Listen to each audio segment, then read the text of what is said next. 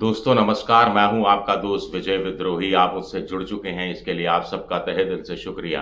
और अगले 8-10 मिनट में आपसे जुड़े रहने की कोशिश करूंगा। हरियाणा चुनाव की बात करते हैं। क्या कांग्रेस हरियाणा में 70 पार जा सकती है? कांग्रेस हरियाणा में चुनाव नहीं हार रही है, लेकिन गिरेगी तो कितने गिरेगी?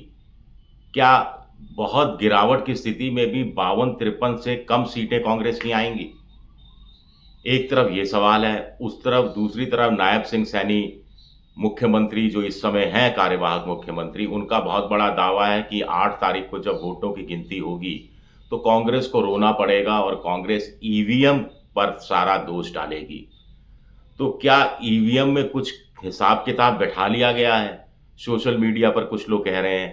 मैं इस कॉन्स्पिरेसी थ्योरी में नहीं जाता, लेकिन 1 लाख से ज़्यादा पोस्टल वोट हैं, पोस्टल बैलेट हैं, जो सबसे पहले पोस्टल बैलेट ही गिने जाते हैं। या कभी-कभी होता है कि जब सीट गिनती बहुत अंतर कम होता है हार-जीत का, तो पोस्टल बैलेट दोबारा से गिने जाते हैं। वहाँ कुछ रिजेक्ट कर दिए जाते हैं, कुछ कलेक्टर के हाथ में, रिटर्निंग ऑफिसर के हाथ में होता है और मामला फिशी हो जाता है।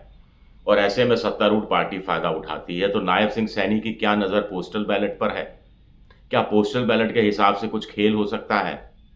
ज़्यादातर पोस्टल बैलेट तो आर्मी के लोग ही हैं हरियाणा के अंदर, या पुलिसकर्मी हैं, या दूसरे जो सरकारी अधिकारी होते हैं, जो चुनाव ड्यूटी में लगे होते हैं।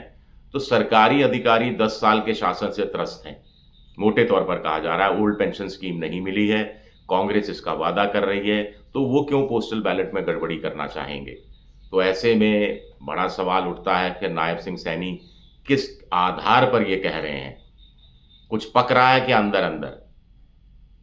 चलिए इस पर आगे बात करेंगे, लेकिन पहले सबसे बड़ा सवाल आप लोगों के मन में आ रहा होगा, बीजेपी के मन में भी आ रहा होगा कि क्या कांग्रेस 70 पार जा सकती है?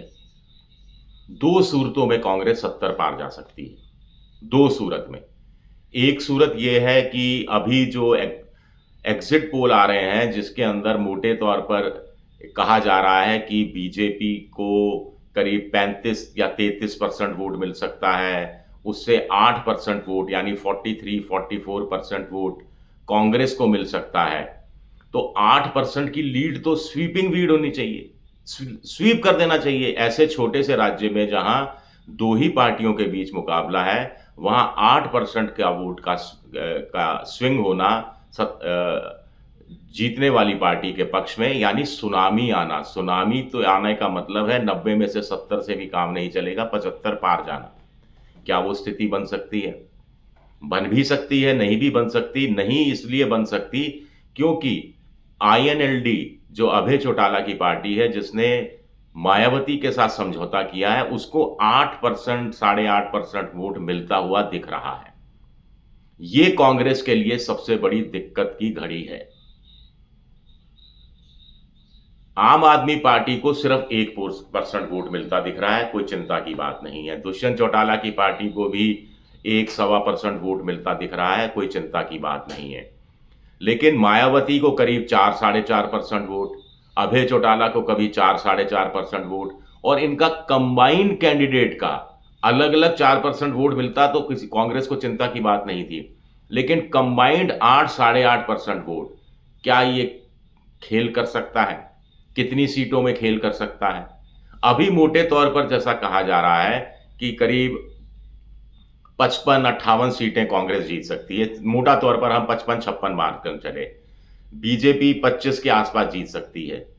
तो ये होती हैं करीब-करीब 75-77 सीटें। अब ऐसे में बच जाती हैं करीब-करीब 13-14 सीटें। अब खेल समझ में आता है। अगर मायावती और इनको अभय चौटाला को 8% के आसपास वोट मिलता है, तो उनकी सीटों की संख्या 4 या 5 हो सकती है, 6 भी हो सकती है, इससे ज्यादा बढ़ नहीं सकती। लेकिन अगर ये 8% वोट 9%, 10%, 11%, 12% हो जाता है, तो कम अंतर से, मामूली अंतर से कांग्रेस कुछ सीटें लूज कर सकती है। और अगर वो सीटें लूज करेगी, तो उसका आंकड़ा जो अभी बता रहा है कि कुछ लोग कह रहे हैं कि 60-62 भी हो सकता है, 65 भी हो सकता है, वो घटकर 52-53 तक आ सकता है। लेकिन अगर दूसरी स्थिति, अगर चौटाला और मायावती का वोट 8% से घटकर 6% हो गया मान लीजिए, तो शूट अप करेगा कांग्रेस के वोट का प्रतिशत भी और सीटें भी। वोट प्रतिशत से ज्यादा सीटें शूट अप करेंगी। ऐसा मतलब सैफोलॉजिस्ट का मानना है कि मामूली अंतर से कांग्रेस जो फंसी हुई 18-19 सीटें हैं उनमें से ज्यादातर सीटों पर कब्जा कर लेगी। और ऐसे में कोई हैरानी की बात नहीं है कि कांग्रेस 70 पार कर जाए और 75 के आसपास भी छूने की, 75 को भी कोशिश करे। अब अगर कांग्रेस 70-75 पर आती है, या मान लीजिए 70 पर ही आती है मान लीजिए, तो बीजेपी फिर आ जाएगी 25 से घटकर 15 पर। स्वाभाविक है, कांग्रेस की जितनी सीटें बढ़ेंगी बीजेपी की उसी अनुपात में सीटें घटेंगी और उसी अनुपात में छोटी पार्टियां वाइप आउट होती चली जाएंगी। यानी वो सीट निकालने की स्थिति से वोट कटवा के रूप में परिवर्तित होती चली जाएंगी। अब पुराना इतिहास क्या बताता है? लगातार तीसरी बार जिस पार्टी ने सत्ता में आने की कोशिश की वो धड़ाम से नीचे गिरी। देवीलाल तीसरी बार सत्ता में आना चाहते थे, सिर्फ 3 सीटों पर अटक कर रह गए। बंसीलाल तीसरी बार सत्ता में आना चाहते थे, सिर्फ 9 सीटों पर अटक कर रह गए थे। भूपेंद्र हुड्डा 2014 में तीसरी बार सत्ता में आना चाहते थे, 15 सीटों पर अटक कर रह गए थे। और 2024 में अब बीजेपी तीसरी बार सत्ता में आना चाहती है, तो क्या वो 15 सीटों पर अटक कर रह जाएगी? अभी मोटे तौर पर 18 से 28 सीटें, एवरेज तौर पर 24-25 सीटें बताया जा रहा है। लेकिन यह भी बहुत कुछ डिपेंड कर रहा है अन्य पे। और एक दूसरा है, अगर कांग्रेस मान लीजिए 65-66 पर अटकती है और निर्दलियों में से 2-3-4 निर्दलीय बड़े मजबूत माने जा रहे हैं जो हुड्डा के खड़े किए हुए हैं, हुड्डा कैंप के हैं, वो चुनाव जीत कर आते हैं, तो स्वाभाविक है कि वो कांग्रेस को बाहर से बिना शर्त समर्थन देंगे या कांग्रेस में खुद को शामिल करवा लेंगे। हुड्डा तो चाहेंगे कि मुख्यमंत्री बनने के बाद अपनी पोजीशन को और स्ट्रांग किया जाए और ऐसे बागियों निर्दलियों को माफ करके पार्टी के अंदर ले जाया जाए। ऐसी स्थिति में भी कांग्रेस 70 के आसपास पहुंच सकती है। तो हरियाणा का चुनाव बड़ा दिलचस्प हो गया है।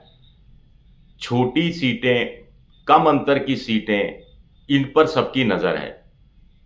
एक आध सर्वे में देख रहा था, उसमें तो करनाल को छोड़कर बीजेपी कहीं सेफ नजर नहीं आ रही। नायब सिंह सैनी मुश्किल में, अजय विज जो है वो मुश्किल में, इसके अलावा श्रुति चौधरी मुश्किल में, इसके अलावा राव इंद्रजीत सिंह की बेटी मुश्किल में बताई जा रही है, भव्य विश्नोई मुश्किल में बताए जा रहे हैं। उधर कांग्रेस के आदित्य विश्नोई हों, आदित्य सुरजेवाला हो, माफ कीजिएगा, रणदीप सुरजेवाला के बेटे हों, या चंद्रमोहन विश्नोई हो, भव्य विश्नोई के चाचा या ताऊ, ये सब आसान जीत, विनेश फोगाट माना जा रहा है कि वो जीत आसानी से जीत जाएंगी।